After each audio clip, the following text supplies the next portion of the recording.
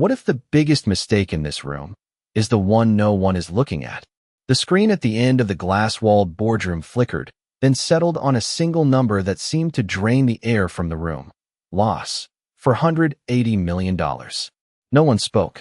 Not the senior analysts in tailored suits. Not the legal advisors shifting quietly in their chairs. Not even the CFO whose fingers hovered over a tablet like he might still fix it if he moved fast enough. Outside, Manhattan moved as it always did. Taxis, horns, the low hum of a city that never waited. But inside, time slowed. Jonathan Reed stood at the head of the table, one hand resting on polished oak, the other adjusting the cuff of a Swiss watch that cost more than most people's yearly salary. His expression was controlled, but his eyes, sharp, calculating, moved from face to face, searching for someone brave enough to speak. No one did. He exhaled once, slow. "So," he said, voice even, "we're all just going to sit here and watch $500 million disappear?" A few nervous glances. A chair creaked. Still nothing. At the far end of the room, unnoticed, Emily Carter stepped quietly between chairs, refilling a cup of coffee that had gone cold. She moved with practiced precision. No spills, no noise, no presence that demanded attention. Just a waitress. That's all anyone saw. Her uniform was simple. Black. Crisp. Forgettable. But her eyes didn't match the room. They weren't avoiding the screen. They weren't fixed on the floor. They were watching the numbers. Closely. Jonathan's patience thinned. "We have data. We have projections. We have a full team of experts," he continued, a faint edge creeping into his tone.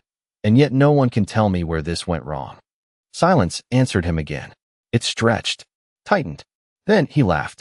Not loudly, not kindly, just enough to cut through the tension. "Maybe," he said, glancing toward the back of the room, "we're asking the wrong people." A few heads turned. Some followed his gaze, until it landed on her. Emily paused, coffee pot still in hand. For a second, she didn't move, didn't react. Jonathan tilted his head slightly, a half-smile forming, the kind that came from years of control, from never being challenged. "You," he said casually, like it meant nothing. "If you were in charge, what would you do?"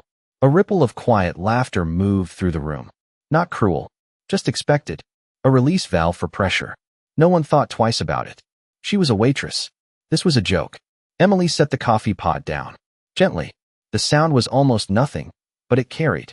She didn't smile. Didn't rush. Her gaze shifted, not to Jonathan, but to the screen. Then to the documents scattered across the table. Then, briefly, to the clock on the wall. Tick, tick, tick.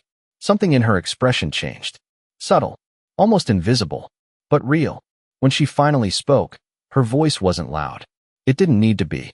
"You're not losing money," she said. A pause. Small. Controlled. "You're losing timing." And just like that, the room went completely still. No one moved. Not immediately. The words did not echo, but they settled, heavy, deliberate, as if the room itself needed a second to understand what had just been said. Jonathan Reed did not smile this time.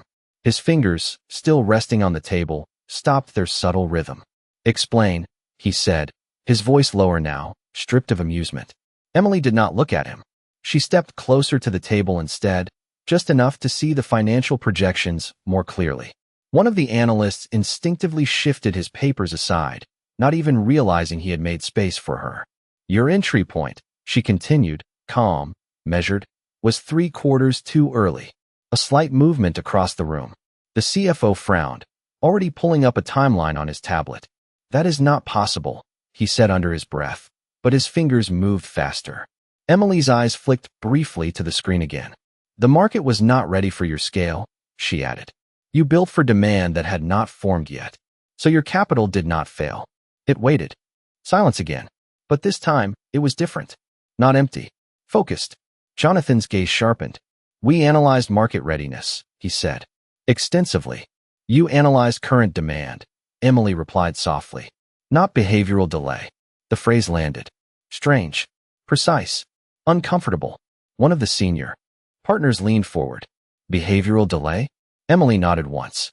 "Customers do not move when innovation appears. They move when it becomes familiar. You launched before familiarity had time to exist."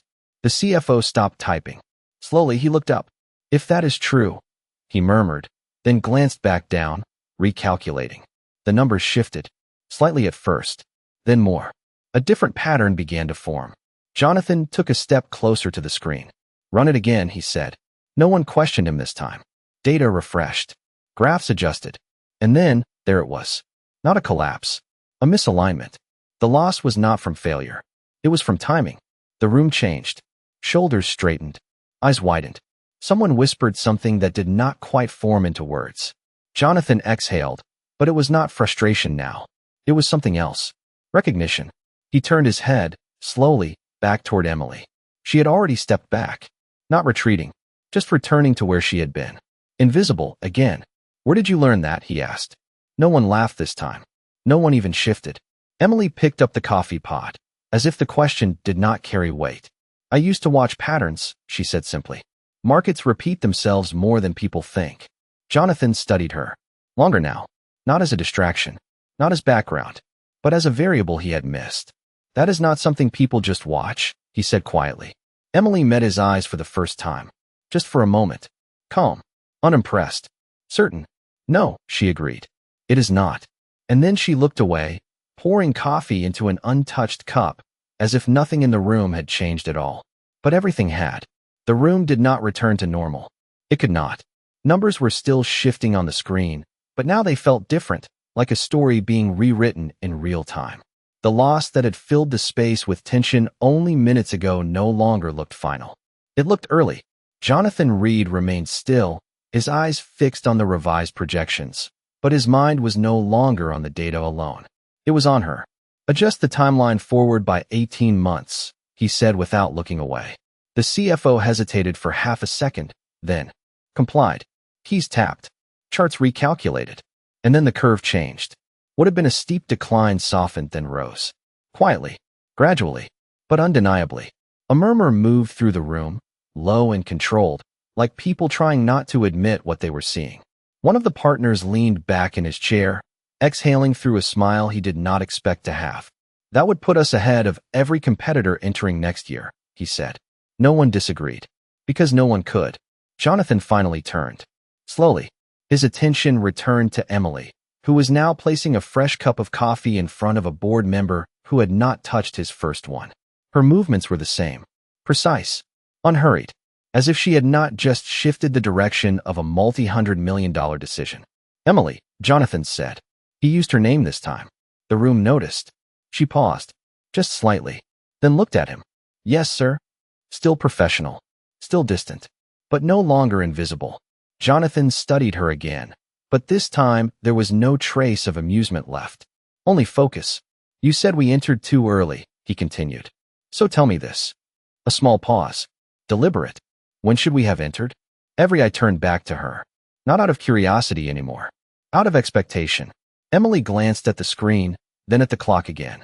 The second hand moved steadily, marking something no one else had been watching until now. You should not have entered at all, she said. The room froze again. But this time, it was sharper.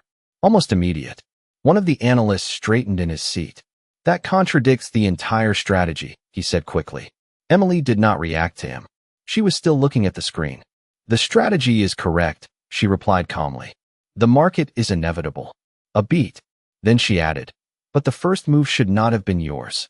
Silence fell heavier than before. Jonathan's expression shifted, just enough to show that he understood the weight of what she was saying. Explain that, he said. Emily stepped closer again, just one step. She reached toward the edge of the table, not touching anything, just aligning herself with the data. You built the infrastructure, she said. You created the system.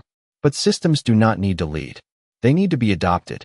The CFO's eyes widened slightly. The idea was not complicated, but it had been missed. Completely. If you had waited, Emily continued, and let a smaller company enter first, they would have taken the initial risk. They would have educated the market. And when they struggled, she paused, just for a moment, then finished, you would have acquired them. At a fraction of the cost. No one spoke. Because there was nothing left to argue. Jonathan looked back at the screen, then at the numbers, then slowly back at her.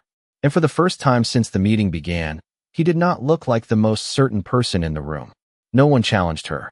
Not because they agreed immediately, but because the logic settled too quickly to dismiss. It was simple, too simple. The kind of simplicity that only appeared after something had already been missed. Jonathan Reed walked slowly toward the screen, his steps measured, controlled, but there was a shift now. Subtle. The confidence was still there, but it was no longer absolute. He studied the projections again, this time not as conclusions, but as questions. We assumed leadership would secure dominance, he said, almost to himself. Emily did not respond. She was already stepping back again, returning to the edge of the room where she had started, where people like her were expected to stay. Leadership does not always mean first, one of the board members added quietly, as if finishing a thought that had been waiting to be spoken. Jonathan nodded once, but his eyes remained on the numbers. Then he turned back to her. And you would have waited, he said. It was not a question. Emily held his gaze for a moment. Calm. Steady. I would have watched, she replied, until the risk was no longer expensive.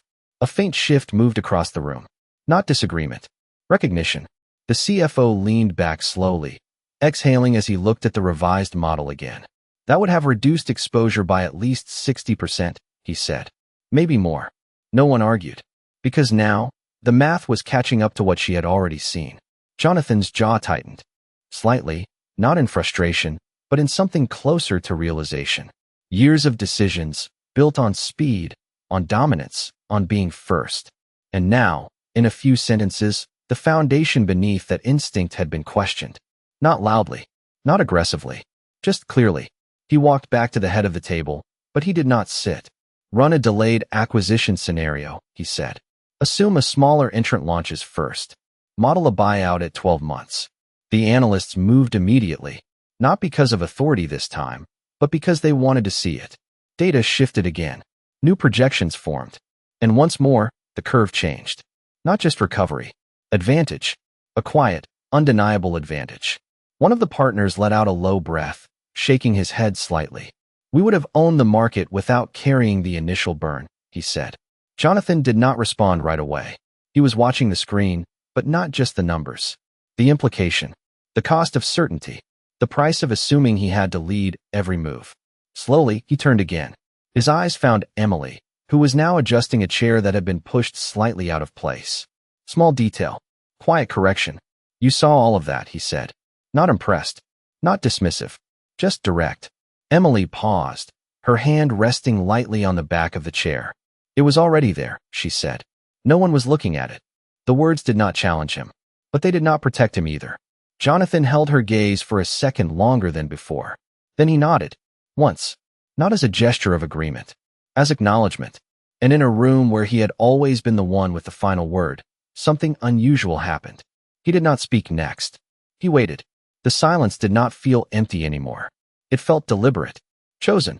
Jonathan Reed stood at the head of the table, but the posture had changed. Not weaker. Not uncertain.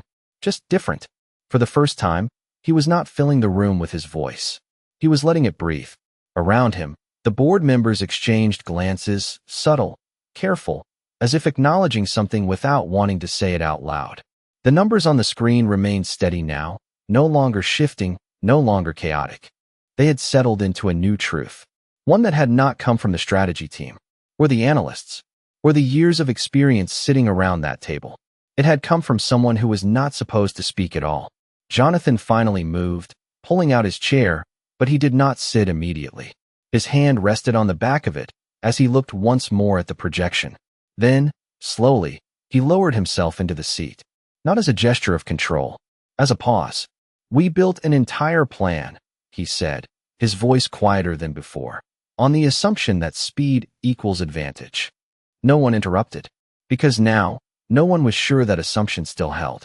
He leaned back slightly, his eyes drifting, not to the screen, but across the room, until they found Emily again. She was near the wall now, placing a tray down, aligning it carefully with the edge of a side table, as if precision in small things still mattered, even after everything that had just happened. And you are saying, Jonathan continued, that patience would have been more profitable. It was not a challenge. Not this time. Emily looked up. Her expression did not change. Not patience, she said. Position. The word landed differently. It was not passive. It was intentional. Jonathan's brow tightened just slightly, considering it. Explain the difference, he said. Emily stepped forward again, not because she was called, but because the idea required space. Patience waits, she said. Position watches. A brief pause. Then she added, Patience hopes the timing improves. Position knows when it does. The room absorbed that. Slowly, one of the partners nodded almost unconsciously, as if recognizing something he had felt before but never named. Jonathan tapped his fingers once against the table, a quiet rhythm returning, but now it was not impatience. It was thought. So we were not early, he said. We were exposed. Emily gave a small nod. Yes. No hesitation. No embellishment. Just the truth, delivered clean. The CFO leaned forward again, studying the adjusted model. If we reposition now, he said, thinking out loud, we could still control the outcome. We would just enter differently. Jonathan did not look at him. His attention stayed on Emily. And if we do nothing? He asked. Emily did not answer immediately. She glanced once more at the clock. The second hand moved. Steady. Unaffected by anything in the room. Then someone else learns what you already paid to discover, she said. The words settled deeper than the numbers ever had. Because this was no longer about loss. It was about what came next. Jonathan exhaled slowly, his gaze finally shifting away from her, back to the table, to the people who had always been his advisors. But something had changed in the way he saw them, in the way he saw himself. We adjust the strategy, he said. The decision came without force, without hesitation. We stop leading this market. We prepare to own it. No one argued. No one questioned. Because the direction was clear now. And yet, even as the room began to move again, as voices returned and plans started to form, there was a quiet awareness that lingered beneath it all. The most important voice in the room had not come from the head of the table. It had come from the one place no one had thought to listen. And Jonathan Reed, for the first time in a very long time, did not try to reclaim that moment. He let it stand. The room did not erupt into noise. It shifted, subtle at first. Chairs adjusted. Papers moved. Voices returned, but lower now, more measured, as if everyone had instinctively lowered their volume out of respect for something they could not quite name. The strategy was no longer being defended. It was being rebuilt. Jonathan Reed remained seated, watching it happen, not directing every word, not correcting every detail, just observing. That alone was enough to make a few people glance at him twice. It was not his usual way. Across the room, Emily Carter lifted the tray again, collecting empty cups that had been forgotten during the tension. One by one, quietly, no rush, no claim to what had just happened, as if her role had not changed, as if the room had not shifted around her. Jonathan noticed. Of course he did. Wait, he said. The word was not loud, but it stopped movement instantly. Emily paused. The tray in her hands remained steady. She turned slightly. Not fully, just enough to acknowledge him. Yes, sir. The room went still again, but this time it was not shock. It was attention. Jonathan leaned forward, resting his forearms on the table. Stay, he said. A simple word, but it carried weight. Not a request. Not exactly an order either. Something in between. Emily hesitated for a fraction of a second. Not uncertainty. Consideration. Then she set the tray down again. Slowly. Deliberately. And remained where she was. Jonathan nodded once, then turned back to the screen. Walk me through the repositioning, he said. He did not look at her when he spoke. He did not need to. The room already had. Emily stepped forward again, but this time there was no hesitation from anyone else. No shifting. No quiet amusement. Space opened naturally.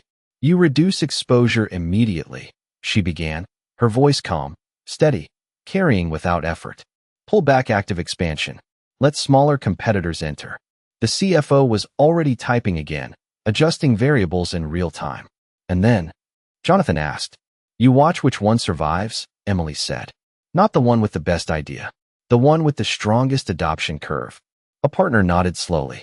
Because adoption proves stability, he added. Emily gave a slight glance in his direction. Not approval. Recognition. Yes. Jonathan's fingers tapped once more against the table, but now the rhythm matched the pace of her explanation. And when we identify that company, he asked. Emily did not pause. You acquire them before they scale beyond control, she said. You inherit their market position without paying the cost of building it. The room followed every word now. Not because they had to, because they wanted to. Numbers shifted again on the screen. Models updated, and the picture became clearer with each adjustment. What had started as loss was now becoming leverage. Jonathan leaned back slightly, his gaze fixed on the projections. We would still control the outcome, he said. Just from a different position. A stronger one, Emily replied. No hesitation. No softening. Just precision. A quiet breath moved through the room again. Not tension. Something closer to clarity. Jonathan turned his head toward her once more. This time, there was no distance in his expression. Only focus. You are not just watching patterns, he said. You understand them. Emily met his gaze briefly. Patterns are not complicated, she said. People are. The statement lingered longer than anything else she had said, because it reached beyond the numbers, beyond the strategy, into something deeper. Jonathan held her gaze for a moment, then looked away, back to the table, to the people who had spent years building models that suddenly felt incomplete. And in that quiet realization, the balance in the room shifted once more. Not loudly, not dramatically, but permanently. No one interrupted her anymore, not even out of habit. The room had adjusted, not just to her presence, but to her rhythm. Slow, precise, unapologetically clear. Jonathan Reed remained still for a moment longer, then leaned forward again, his hands clasped loosely together. The movement was subtle, but it signaled something different. He was not leading the conversation now. He was inside it. If we reposition, he said, his tone measured, we will need to act before the market realizes what is happening. Emily did not answer immediately. Her eyes moved once more to the screen, then to the timeline the CFO had expanded across the display. Small markers, entry points, exit curves. You will not need to move faster, she said quietly. You will need to move earlier than they expect. A slight shift moved across the table. One of the analysts frowned, thinking it through. That requires anticipation, he said. Not reaction. Emily nodded once. Yes. Jonathan's gaze sharpened slightly. And what tells us when that moment is? He asked. This time, there was no hesitation in the room. No one looked away. They were all waiting for her answer. Emily stepped closer to the table again, but instead of looking at the numbers, she looked at something else. The small notes. The overlooked details. Not the data, she said. A pause. Then, the behavior around the data. The phrase landed differently. It shifted the focus entirely. The CFO leaned forward again, scanning reports with a new lens. User. Hesitation, he murmured. Adoption spikes that do not sustain. Early excitement without retention, another added. Emily gave a slight nod. That is where timing reveals itself, she said. Jonathan exhaled slowly, his fingers no longer tapping. He was still now. Fully still. So we stop measuring what is happening, he said, and start watching how people respond to it. Yes, Emily replied. Because people move before numbers confirm it. The room absorbed that. Quietly, deeply. One of the senior partners leaned back, a faint, almost incredulous smile forming. We built a system to predict outcomes, he said, and we ignored the one variable that creates them. No one corrected him, because he was right. Jonathan stood up again, but this time the movement was not about control. It was about clarity. He walked slowly toward the window, the city stretching out beneath him, endless and indifferent. For years, he had believed that being first meant being ahead. That speed was power. That control came from moving before anyone else could. But now, he could see it differently. Not as a race, as a sequence. He turned back to the room. We changed the way we read the market, he said. The decision was firm, but it did not need emphasis. It carried itself. We stopped chasing data points. We start tracking behavior. Heads nodded, not out of agreement with him, but with the direction that had already been set. Jonathan's eyes shifted once more, finding Emily again. She had stepped back slightly, giving space as the room began to move again, as voices resumed, as plans started forming with a new foundation beneath them. Emily, he said. Her name did not sound like a question anymore. It sounded like recognition. She looked at him. Calm. Unchanged. Yes. Jonathan held her gaze for a moment, longer than before. Not analyzing. Not testing. Understanding. You saw what all of us missed, he said. It was not praise. It was acknowledgement. Emily tilted her head slightly, just enough to suggest a different perspective. No, she said. You were all looking at the same thing. A small pause. Then, quietly, she added, I just was not trying to prove I was right. The words settled deeper than anything else that had been said, because they did not challenge intelligence. They challenged intention. And in that moment, the room did not feel like a boardroom anymore. It felt like something rarer, a place where certainty had stepped aside and clarity had taken its place. The room had begun to move again, but the energy was different now. Conversations were quieter, more intentional, as if every word had to pass through a new filter before being spoken. Screens refreshed, models updated. Decisions were no longer being defended, they were being refined. And at the center of it all, something unspoken remained. Jonathan Reed did not return to his seat immediately. He stood there, watching the shift unfold, aware that control had not been lost, but redefined. Across the room, Emily Carter reached for the tray again, lifting it with the same steady motion as before. No hesitation, no pause to absorb what had just happened. Just movement. Quiet. Consistent. As if her role had already ended the moment she had spoken. Emily. Jonathan's voice stopped her again. Not sharply, not urgently, just enough. She turned, this time fully, facing him without stepping forward. Yes. The room stilled once more, but it was no longer a reaction. It was expectation. Jonathan took a step toward her, closing the distance slightly, but not enough to make it uncomfortable. Just enough to change the space between them. You said you watch patterns, he said. His tone was calm, but there was something beneath it now. Not skepticism, not curiosity alone. Something closer to respect. Emily held his gaze, her expression unchanged. Yes. Jonathan studied her for a moment, then asked, what made you start? It was a simple question, but it did not belong in a boardroom. Not in a room built on numbers and outcomes. It belonged somewhere quieter.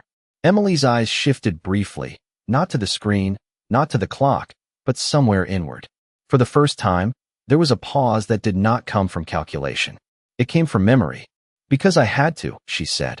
The answer was short, but it carried weight. Jonathan did not interrupt. He waited. And the room, without being told, did the same. Emily continued, her voice still steady, but softer now. When you do not have control, she said, you start paying attention to what others ignore. A subtle shift moved through the room. Not discomfort, recognition. You learn patterns, she added, because patterns are the only thing that do not lie. Jonathan's gaze did not move. And people, he asked. Emily gave the smallest hint of a smile. Not warm, not cold, just knowing. People follow patterns, she said, until they think they are different. A quiet breath passed through the room. No one wrote anything down. No one needed to. Jonathan nodded once, slowly, as if something had just aligned in his mind beyond the numbers, beyond the strategy. And you chose to stay invisible, he said. It was not an accusation. It was an observation. Emily glanced briefly at the tray in her hands, then back at him. I chose not to interrupt, she replied. The distinction was subtle, but clear. Jonathan let out a quiet breath, almost a laugh, but without sound. You did more than interrupt, he said. You changed the outcome. Emily did not respond to that. She simply shifted her grip on the tray slightly, grounding herself back in the present. The room waited, but she did not fill the silence. She never did. Jonathan looked around the boardroom, at the people who had always been his certainty, his structure, his system, then back at her. And in that moment, something became undeniable. Not just that she understood what they had missed, but that she had been seeing it long before they ever noticed it existed. And for the first time, Jonathan Reed realized that the most valuable perspective in the room had been the one no one thought to ask. The room did not rush back to noise. It settled into something quieter, more deliberate, as if everyone understood that what had just happened could not be undone by simply moving on. Screens still displayed projections, numbers still held their weight, but they no longer dominated the space. Something else did. Jonathan Reed stood there for a moment longer, then finally stepped back toward the head of the table. Not to reclaim it, just to return to it. His hand rested lightly against the chair, but he did not sit. Not yet. His eyes moved once across the room, taking in every face, every posture, every subtle shift that had taken place. And then, without raising his voice, he spoke. We adjust immediately, he said. We reposition. We wait for entry through acquisition. No one questioned him. Not because of authority, because the direction had already been proven. The CFO nodded once, already making notes. The analysts began refining timelines, but now they did not rush. They checked. They observed. They watched.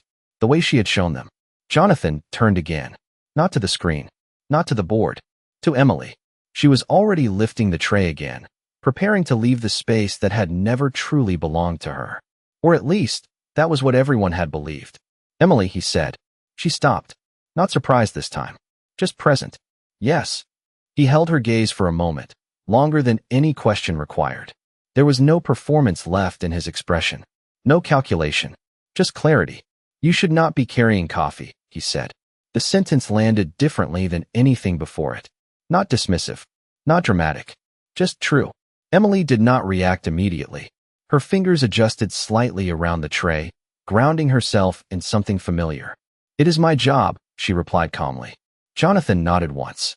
It was, he said. A small pause followed. Not uncomfortable. Just final. The room felt it. Every person in it understood that something had shifted again. Not in numbers. In direction.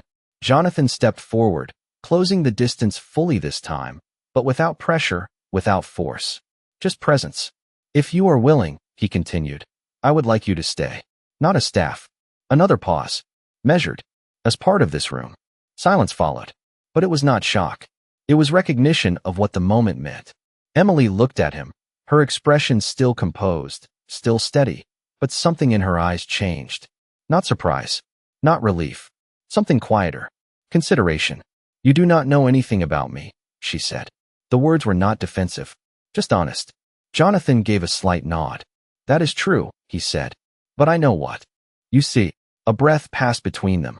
The city outside continued moving, unaware that inside, a single conversation had rewritten more than a strategy. It had redefined who was allowed to speak. Emily glanced once at the table, at the screens, at the people who were now watching her not as background, but as presence. Then back at Jonathan. And if I say no? She asked. Jonathan did not hesitate. Then nothing changes, he said. Except that we will know we missed something valuable. The answer settled. Quiet. Unforced. Emily lowered the tray slowly, placing it on the side table with the same precision she had used all along. For a moment, she said nothing. Then, finally, she spoke. I will stay, she said. Not loudly, not dramatically, just clearly. And in that moment, no one in the room moved. Because they understood something that did not need to be said. Power had not been taken. It had been revealed. And it had been there all along, standing quietly at the edge of the room, waiting for someone to listen.